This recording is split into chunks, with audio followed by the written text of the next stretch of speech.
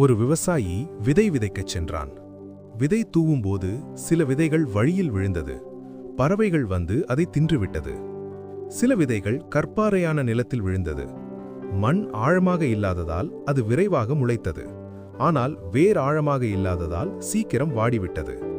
மற்ற சில விதைகள் முள்ளுகளுக்குள் விழுந்தது. முள்ளுகள் வளர்ந்து அந்த செடியை நெரித்துவிட்டது.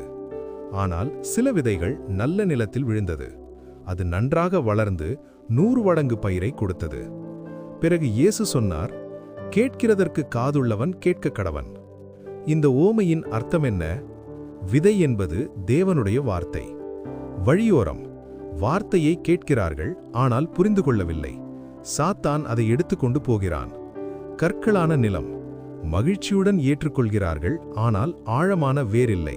சோதனை வந்தால் விலகிவிடுகிறார்கள். முள்ளுள்ள நிலம் உலகக் கவலைகளும் செல்வ ஆசையும் வார்த்தையை நெரித்து விடுகிறது.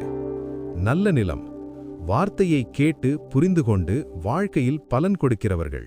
இது போன்ற சுவாரஸ்ய தகவலுக்கு நம்ம சேனலை சப்ஸ்கிரைப் பண்ணுங்க.